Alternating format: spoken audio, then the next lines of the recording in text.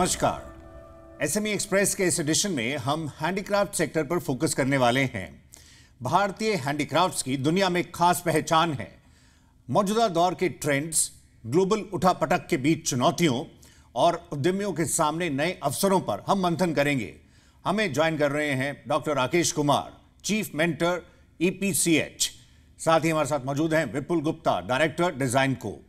आप दोनों का शुक्रिया, धन्यवाद। राकेश जी, शुरुआत आपसे। राकेश जी, हमने देखा था पैंडेमिक के दौरान हैंडीक्राफ्ट्स एक्सपोर्ट्स में दमदार ग्रोथ रही थी। फिलहाल एक्सपोर्ट्स पर दबाव है। यूएस और यूरोप, जो कि आपके बड़े मार्केट्स हैं, वहां पर प्रेशर्स हैं। साथ ही जियोपॉलिटिकल टेंशंस का भी असर है। आपका क्या आंकलन है? इस समय निर्यात के क्षेत्र में, खासतौर पर हस्तशिल्प से जुड़े हुए प्रोडक्ट के क्षेत्र में पहले के मुकाबले कुछ मंदी का दौर है। बायर के गोडाउन्स में जो माल अभी पड़ा है, उस पर हमारी लॉजिस्टिक कॉस्ट का प्रभाव इतना बड़ा है कि उसके गोडाउन्स में, उसके वेयरहाउस में जो हमारा ही माल पड़ा है, उसके वर्सेस हम अपने नए माल को जब भेज रहे हैं या भेजना चाहते हैं, तो इन दोनों के बीच में एक कंपटीशन है। प्राइसेस का बहुत बड़ा वेरिएशन है। अब का माल सस्ता है, लेकिन पहले का जो माल बायर के पास पड़ा है उसके वेयरहाउस में, वो अपने आप में उसको चैलेंज कर रहा है कि उसको कैसे निकालें। जब तक वो माल नहीं निकल रहा, तब तक उसको एक तकलीफ नजर आ रही है। नया माल इंपोर्ट करने पे उसको फायदा है, लेकिन एट द सेम टाइम पुराना माल उसके लिए एक चैलेंज है। दूसरी बात अगर हम जाने तो जो जियोपॉलिटिकल वहाँ सिचुएशन है, जिस तरह से फ्रांस बंद कर रहा है, जिस तरह से इवन स्कैंडिनेविया में कई चीजें वहाँ उभर के आई हैं, जिस तरह से यूक्रेन का मुद्दा वहां पर आया है, तो वहाँ एक बड़ा इन्फ्लक्स हुआ है पॉपुलेशन का।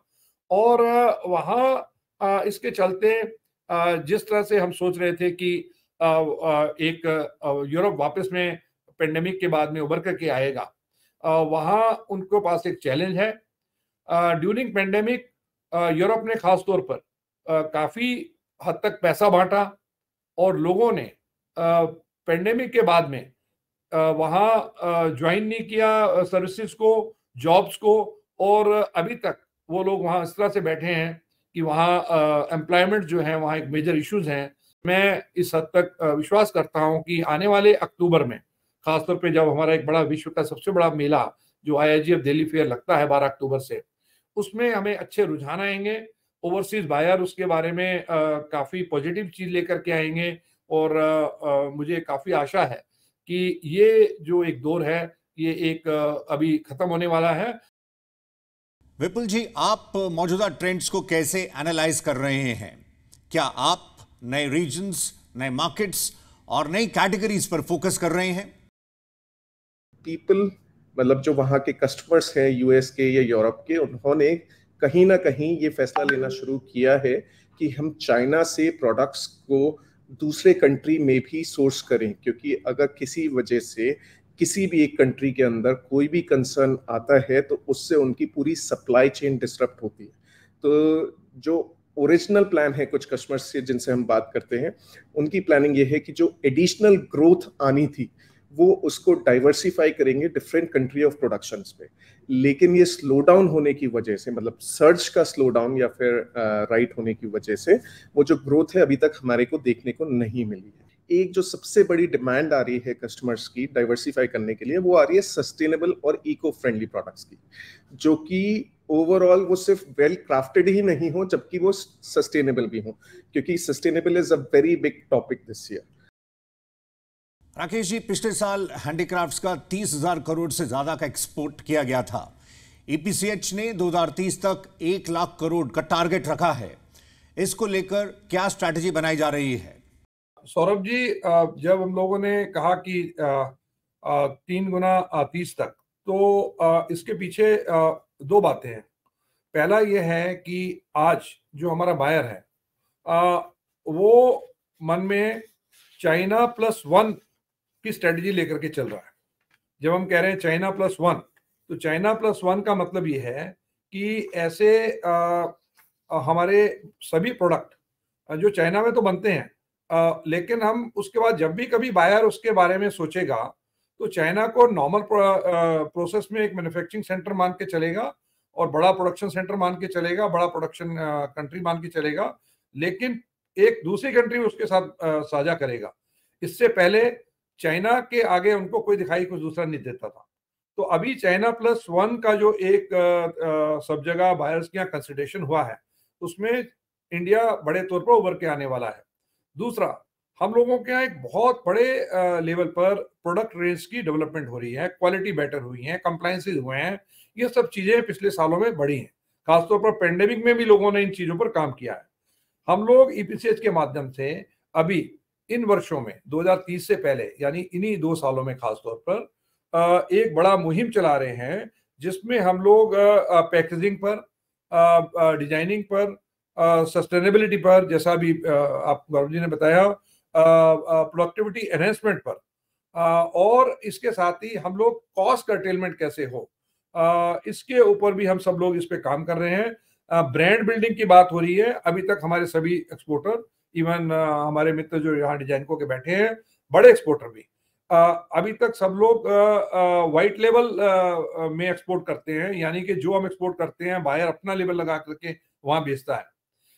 आने वाले समय में, अब अगले सालों में एम्फेसिस है कि हम लोग अपना लेबल इंट्रोड्यूस करें, अपने ब्रांड इंट्रोड्यूस करें, और कम से कम अगले 3 साल में हम कम से कम हैंडीक्राफ्ट के क्षेत्र में 50 से 100 नए ब्रांड पूरे वर्ल्ड मार्केट में लेकर के आए, और ये ब्रांड जो है they will definitely make an impact in the overall sourcing from India. तो ऐसे में मैं समझता हूँ कि 3 गुना 30 तक कोई बहुत मुश्किल टारगेट नहीं है। नई प्रोडक्ट कैटेगरी ऐड होने वाली है, और इसके अलावा हमारे निर्यातक जितने भी बंधु हैं उनका स्केल और साइज दोनों बढ़ रहे हैं। विपुल जी, इस बदलते दौर में आपको फॉरेन बायर से कैसा फीडबैक मिल रहा है? सौरभ जी, पहले तो हम ये बताना चाहेंगे कि कस्टमर इंडिया के अंदर क्या देख रहा है और क्या चाहता है इंडिया से। तो इंडिया के अंदर आज भी जो क्राफ्ट्समैनशिप है, जो आर्टिजन लोग हैं, वो एक यूनिक वैल्यू प्रपोजिशन लेके आते हैं, जो कि डिजाइन्स के अंदर, कोई अगर कमोडिटी प्रोडक्ट चल रहा है उसके अंदर डिजाइन इनहेंसमेंट के अंदर और क्वालिटी के अंदर काफी इंपॉर्टेंट और वाइटल रोल प्ले करता है। तो उस रीजन की वजह से कस्टमर्स चाहते हैं कि इंडिया का जो प्रोडक्ट है वो बहुत हाई क्वालिटी होता है, और वो यूनिक प्रपोजिशन इंडिया उनको कंटिन्यूसली देता रहे। इंडिया के अंदर दूसरी खास बात है कि जो रॉ मटेरियल है वो लोकल इंडिया के ही अंदर अवेलेबल है, चाहे वो लकड़ी हो गई, चाहे वो मेटल हो गया, चाहे वो पत्थर हो गया, या और कोई मिनरल्स जो चाहिए मैन्युफैक्चरिंग के लिए हैंडीक्राफ्ट इंडस्ट्री के अंदर। तो which again is a immense opportunity India के अंदर। ये अपॉर्चुनिटी है क्योंकि आज भी इंडिया उन रॉ मटेरियल को मैन्युफैक्चर करके एक्सपोर्ट करता है, वो प्रोडक्ट दूसरी जगह मैन्युफैक्चर होके फर्दर एक्सपोर्ट होते हैं दूसरी कंट्रीज के अंदर। तो यूएस ये इस बात को समझता है कि इंडिया के अंदर हम क्यों उस प्रोडक्ट के अंदर इन्वेस्ट करें और दूसरी कंट्री से ना करें, क्योंकि उनके अंदर वो सप्लाई चेन डिसरप्शन नहीं चाहते हैं। तीसरी चीज, इंडिया के अंदर स्किल्ड वर्कफोर्स आज भी अवेलेबल है। आज भी 35% 35 साल से उम्र के कम के लोग तकरीबन 60% से ज्यादा है इंडिया में, जो कि एक फ्यूचर है इंडिया के लिए कि इंडिया के अंदर वो बिजनेस को मूव करना चाहते हैं। जो लोकेशन है इंडिया की वो इतनी स्ट्रांग है, जो कि यूरोप से कनेक्टेड हो गया, ऑस्ट्रेलिया के लिए हो गया, साउथ अमेरिका के लिए हो गया और अमेरिका के लिए हो गया। अमेरिका सबसे दूर पड़ता है, लेकिन फिर भी जो कनेक्टिविटी है, जो राउट्स हैं, सी राउट्स हैं, वो फेवरेबल हैं बाकी कंट्रीज के लिए भी। और जो सबसे इंपॉर्टेंट चीज है कि पिछले कुछ सालों के अंदर जो नई पॉलिसीज आई हैं वो बहुत ज्यादा प्रो बिजनेस आई हैं। उसके अंदर जो इंफ्रास्ट्रक्चर है उसके अंदर ह्यूज इन्वेस्टमेंट्स हुए हैं इंडिया के अंदर। इन जो रोड्स हैं, जो रेल मूवमेंट्स हैं, जो वाटर बेस्ड कनेक्टिविटी है डिफरेंट कंट्रीज के लिए, वो भी जो 3-3 दिन या एक हफ्ते के अंदर वेसल्स होते थे वो अब रोज के वेसल्स होने लगे हैं। विपुल जी, नई संभावनाओं को बनाने के लिए किन पहलुओं पर जोर देना होगा, आपका क्या मानना है? 2030 गोल्स को 1 लाख करोड़ को और ज्यादा बढ़ाया जा सकता है अगर इंडिया इन 4 चीजों पे फोकस करे, जैसे कि हो गया क्वालिटी और क्राफ्ट्समैनशिप। तो क्वालिटी इंडिया से गई है, चाइना को हमेशा लोअर क्वालिटी माना गया है। अगर इंडिया कंटिन्यू करता है क्वालिटी के ऊपर फोकस करते हुए, तो इंडिया के अंदर फोकस जो कस्टमर्स का है वो बढ़ेगा। दूसरा है जो इंडिया की खासियत है, यूनिकनेस और कस्टमाइजेशन देने की, कि कोई भी डिजाइन, कोई भी प्रोडक्ट, इंडिया बहुत फ्लेक्सिबल रहता है साइज को बढ़ाने के लिए और विड्थ को बढ़ाने के लिए, फिनिशेस को मॉडिफाई करने के लिए, एडिशनल फिनिशेस को ऑनलाइन देने के लिए। तो अगर इंडिया वो यूनिकनेस और कस्टमाइजेशन कंटिन्यू करेगा ऑफर करने के लिए, तो कहीं ना कहीं वो इंडिया को will set us apart in global market place. India के अंदर आज भी प्रोफेशनलिज्म और कस्टमर सर्विस, इंग्लिश को अंडरस्टैंड करना या उन लैंग्वेजेस के अंदर आगे प्रोडक्ट्स को ऑफर करना has always been praised by many of the foreign buyers. तो इंडिया की अभी जो रिलेशनशिप है over the countries has also played a very crucial part in international success, और इंडिया को is being looked at as China +1। तो जो +1 है वो इंडिया की ही बात चल रही है। और चौथी चीज जो सस्टेनेबल प्रैक्टिसेस हैं, India as a democratic country, जो प्रैक्टिसेस हैं वो विजिबल हैं, मतलब कि ethical sourcing is one of a in root inheritance in India. अगर हम उसको कंटिन्यू करेंगे तो overall sourcing eco friendly manufacturing practices will resonate very well with our international customers. So I think these are 4 things that I would like to share. Rakesh ji, आप मानते हैं कि products का स्टैंडर्डाइजेशन बहुत जरूरी है, उद्यमियों को लेटेस्ट टूल्स, मशीन्स को अडॉप्ट करना होगा, इससे शायद रिजेक्शंस भी कम होंगे, आपका क्या कहना है? सौरभ जी, एक्चुअली जब हम बात कर रहे हैं कि चाइना से compete करें, तो चाइना से compete करने का मतलब यह है कि कहीं ना कहीं हमें अपने प्रोडक्शन के नंबर्स को भी सुधारना होगा, और प्रोडक्शन के नंबर्स को सुधारने का मतलब है mass merchandising. Mass merchandising, yet we have to keep our values of the craft the same, intact। तो ये दोनों के बीच में एक बड़ा कोऑर्डिनेशन करना होगा, और टेक्नोलॉजी अपग्रेडेशन के साथ हम लोग इसको अचीव कर सकते हैं। और इसका स्टैंडर्डाइजेशन करना, उसको अचीव करना दोनों बहुत ज़रूरी हैं। और जैसे मैंने पहले कहा कि इन दोनों के साथ एक और चीज़ अचीव करनी जरूरी है जो कि चाइना करता रहा है, वो है कॉस्ट। और ये कॉस्ट तभी हो सकता है जब हम अपनी प्रोडक्टिविटी एनहांसमेंट करें। तो यानी कि टेक्नोलॉजी अपग्रेडेशन करते ही, स्टैंडर्डाइजेशन करते ही हम लोग अपने पूरे जो प्रोडक्शन प्रोसेस है उसको इवेल्युएट कर सकते हैं। हम अपनी जो कॉस्ट है उसको लोअर ऑपरेटिंग कॉस्ट कर सकते हैं, अपने प्रोडक्शन प्रोसेस में इंप्रूवमेंट ला सकते हैं, एनर्जी जो अपनी है कंजप्शन उसको रिड्यूस कर सकते हैं, और अपने जो जितनी बाकी एफिशिएंसी है उसको भी ऑप्टिमाइज कर सकते हैं। तो ये स्टैंडर्डाइजेशन जो है ये बहुत इंपॉर्टेंट है to achieve all these aspect. और यही एक तरीका है जिसके जरिए हम लोग सभी चीज़ें मिला करके, जहाँ पर डिज़ाइन अच्छा होगा, प्रोडक्ट की क्राफ्ट वैल्यू होगी, स्टैंडर्डाइजेशन होगा, और कॉस्ट जो है वो बेटर होगी प्रोडक्टिविटी एनहांसमेंट से, तो definitely we will be able to do it better. Rakesh ji, handicrafts में डिजाइनिंग की काफी खास जगह रहती है, इंडस्ट्री इसको लेकर किस तरह से इवॉल्व कर रही है? डिजाइन अवेयरनेस को लेकर कम्युनिटी को कैसे सपोर्ट करने की योजना है? देखिए, हैंडीक्राफ्ट सेक्टर में पिछले कुछ सालों से डिजाइनिंग पर काफी काम हो रहा है, लेकिन अभी तक हमारे ज्यादातर निर्यातक बंधु जो हमारे बायर्स डिजाइन देते हैं उन डिजाइन पर काम करते हैं। हमारे बाइंग एजेंट्स डिजाइन देते हैं, वो डिजाइन को डेवलप करते हैं, उन डिजाइन को आगे प्रोटोटाइप बना के भेजते हैं। कुछ अपने जो डिजाइन डेवलप करते हैं उनको भी हमारे बायर आगे कुछ उसमें चेंजेस ला करके करते हैं।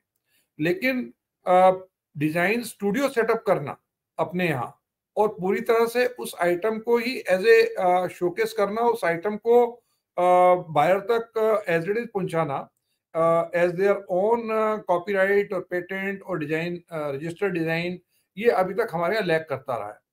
क्योंकि अगर मैं बड़े सिंपल वर्ड में आपको बताऊं तो डिजाइन जब एक लॉन्च होता है, एक प्रोडक्ट आता है मार्केट में, उसकी वैल्यू एक्स वैल्यू होती है, मे बी उसकी वैल्यू अगर मान लिया $10 है, और उसके आने के बाद में उससे सिमिलर जुड़े हुए जब दूसरे आइटम उससे 6 महीने बाद आते हैं तो ऐसे ही आइटम सिमिलर होते हैं, लेकिन उसकी वैल्यू जो होती है घट करके उसका 50% रह जाती है।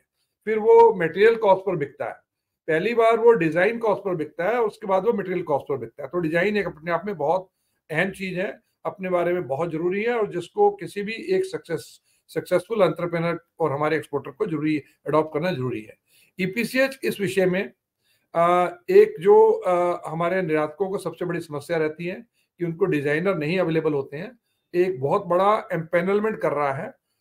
हम देश के, विदेश के, निफ्ट के, एनआईडी के और ऐसे और अच्छे कुछ इंस्टीट्यूट हैं, जयपुर में क्राफ्ट इंस्टीट्यूट है और ऐसे सभी इंस्टीट्यूट्स के डिजाइनर जो बच्चे निकल रहे हैं उनको अपने साथ इंडस्ट्री के अंदर जो है वोकेशनल और इंडस्ट्री के अंदर में फाइनल ईयर में प्लेसमेंट्स करने की चेष्टा कर रहे हैं। उसमें हम काफी हद तक सफल भी हुए हैं। कुछ इंटरनेशनल डिजाइन इंस्टीट्यूट्स के साथ हम टाई अप कर रहे हैं, जहां से इंटरनेशनल डिजाइनर अगेन जो वहां पर हैं वो यहाँ आए और हमारी इंडस्ट्री के साथ काम करें।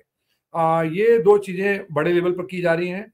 हम लोगों ने अभी हाल ही में निफ्ट से रिटायर्ड डीन उनको अपने यहाँ एंगेज किया है, जिनका मात्र काम प्लेसमेंट और डिजाइन गाइडेंस देना है इंडस्ट्री को। दूसरा, हम लोग अपने यहाँ आने वाले ट्रेड फेयर्स में इंडिया में ट्रेंड्स एंड फोरकास्ट ऐसे सभी विषयों पर ना केवल चर्चा करने वाले हैं, बल्कि यहाँ पर हर फेयर में हम अपना एक ट्रेंड एंड फोरकास्ट का पूरा एक पवेलियन सेटअप करने वाले हैं। वहां पर कुछ बड़े जगह में उसको दर्शाने वाले हैं, ताकि इंडस्ट्री उसके बारे में सजग रहे और इंडस्ट्री उसको रेगुलर लेकर के चले। एसएमई एक्सप्रेस में वक्त ब्रेक का है, हम जल्द लौटते हैं।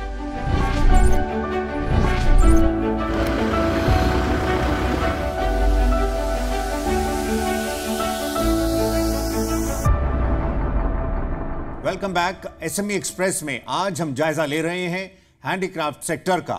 आइए चर्चा को आगे बढ़ाते हैं। विपुल जी, नए बाजारों तक पहुंचने के लिए मार्केटिंग का खास रोल है। आप डिजिटल मार्केटिंग, साथ ही एआई के जरिए जो बदलाव हो रहे हैं उन्हें कैसे देख रहे हैं? लेटेस्ट प्रैक्टिसेस के बारे में आप उद्यमियों को बता सके।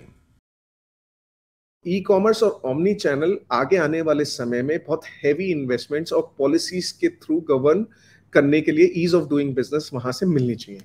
दूसरी चीज जो है, आज भी हमारे जो प्रोडक्ट्स हैं वो कस्टमर के ब्रांड नेम के अंदर जाते हैं। अभी भी हम जो प्रोडक्ट डिजाइन करते हैं वो उस पे ठप्पा हमारे एंड कस्टमर्स का लगता है, क्योंकि ज्यादातर बिजनेसेस हम बिजनेस टू बिजनेस करते हैं, ना कि बिजनेस टू कस्टमर।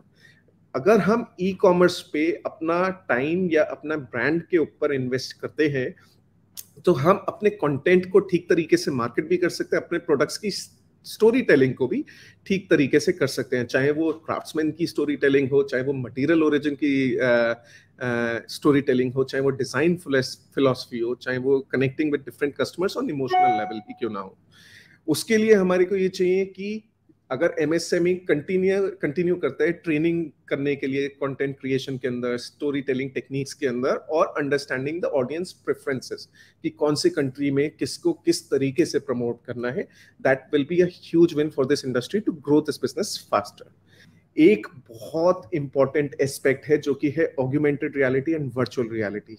ये एक ऐसी टेक्निक है जिसके अंदर अपने प्रोडक्ट को हम कस्टमर के घर तक दिखा सकते हैं कि वो प्रोडक्ट कैसा दिखेगा, ना कि सिर्फ उस प्रोडक्ट को दिखाना वर्सेस उस प्रोडक्ट के अंदर फिनिशेस चेंज करना या मटेरियल चेंज करना भी आज की तारीख में पॉसिबल हो गया है। In this world of artificial intelligence आज की तारीख में कुछ एआई ऐसे टूल्स आ गए हैं जहां पे वो प्रोडक्ट्स को ऑग्यूमेंटेड और वर्चुअल रियलिटी में दिखा देते हैं। राकेश जी, चलते हुए आप हमें यह बताएं कि आखिर इस एनवायरनमेंट में इंडस्ट्री को पॉलिसी फ्रंट पर कैसे सपोर्ट की उम्मीद है? सबसे पहले मैं कहना चाहूंगा कि विपुल जी ने जो ई कॉमर्स पर बात कही, सबसे बड़ा पॉलिसी सपोर्ट तो पहले हमें ई कॉमर्स में चाहिए। ई कॉमर्स में भी हम जो चाहेंगे, जो वॉल्यूम ई कॉमर्स है, that mean the B2B cross border e commerce, इस पर कुछ ऐसे मुद्दे हैं जो अभी तक पूरी तरह से सॉल्व नहीं है। खासतौर पे जो पेमेंट्स हैं 180 डेज में नॉर्मल फिजिकल शिपमेंट में रहती हैं, लेकिन ई कॉमर्स में कुछ समय ज़्यादा लग सकता है। कुछ वहाँ ऐसा भी है कि आपका पूरा माल नहीं बिकता, कुछ उसके अंदर में ऐसा भी है जो हमें राइट ऑफ करना पड़ता है, क्योंकि ई कॉमर्स में रिटर्न्स भी होते हैं और बाकी भी चीज़ें हैं। तो ये सब चीज़ें हमने पॉलिसी में इश्यूज एड्रेस किए हैं और हमने माननीय वाणिज्य मंत्री और माननीय अपने जो फाइनेंस मिनिस्टर हैं, इन दोनों को हमने उस पर एक पेपर पूरा बना करके ईपीसीएच की तरफ से दिया है। तो मैं समझता हूँ कि ई कॉमर्स अपने आप में एक बहुत बड़ा बिजनेस का माध्यम हो सकता है। हमारे नए लक्ष्य को अचीव करने में। क्योंकि अगर हम देखें कि जो छोटा बायर है, अभी ओवरसीज बायर जो हमारे पास बड़े बायर आते हैं, वो इंडिया से बाइंग करते हुए हमेशा एक ना एक लेयर कम करना चाहते हैं। जो इंपोर्ट्स में उनको लगता है कहीं ट्रेडर उसको हटाते हैं तो मैन्युफैक्चरर के पास जाते हैं, मैन्युफैक्चरर्स में भी वो कोशिश करते हैं कि फर्दर किसी और नीश के पास जाएं। तो ऐसे ही हमें जरूरत है कि अब आने वाले टाइम में हम लोग अपने जो मार्केटिंग चैनल हैं वहाँ उनमें भी हम अपनी लेयर्स कम करें। हम होलसेलर या इंपोर्टर के बजाय हम लोग सीधा उन डायरेक्ट स्टोर्स तक पहुंचे जो स्पेशलिटी स्टोर्स हैं, जो बुटीक्स हैं, जो मॉम एंड पॉप स्टोर्स हैं, और ऐसे जो स्टोर्स हैं जो लगभग एक बड़ी तादाद में बाहर हैं, लेकिन वो इंपोर्ट करने की वहाँ से हिम्मत नहीं करते, स्मॉल ऑर्डर उनको चाहिए और फुलफिलमेंट सेंटर वहाँ जरूरत है, वहाँ अकेले वेयर हाउस से काम नहीं चलेगा। तो ये सब मुद्दे हैं जिसमें हम चाहेंगे कि सरकार हमें फुलफिलमेंट सेंटर के लिए, जो कि वेयर हाउस से भी नेक्स्ट स्टेप है, जहां पर अगर 10 कंपनियों का माल हम एक जगह पे एक सिंगल पैलेट में अलग अलग तरीके से इकट्ठा करके फिर बायर को ऑफर कर सकते हैं। तो मार्केटिंग के टूल्स हैं, ये मार्केटिंग के टूल्स में आज ज्यादा जरूरत पड़ गई है इंसेंटिव के ऊपर, क्योंकि हम WTO गवर्न है, तो ऐसे में बहुत ज्यादा चीजें इंसेंटिव के बारे में हम लोग ना डिमांड कर रहे हैं और ना कह रहे हैं। लेकिन facilitation, ease of doing business, इसमें जितना भी हम अधिक से अधिक चीजें हमें मिलेंगी, हम उतनी ही बड़ी रफ्तार से आगे बढ़ पाएंगे। SME एक्सप्रेस में अभी के लिए इतना ही। हमें ज्वाइन करने के लिए doctor Rakesh Kumar, chief mentor, export promotion council for handicrafts EPCH, और विपुल गुप्ता, डायरेक्टर डिजाइन को आप दोनों का शुक्रिया। अगले एडिशन में मुलाकात होगी एक नई थीम के साथ। फिलहाल नमस्कार।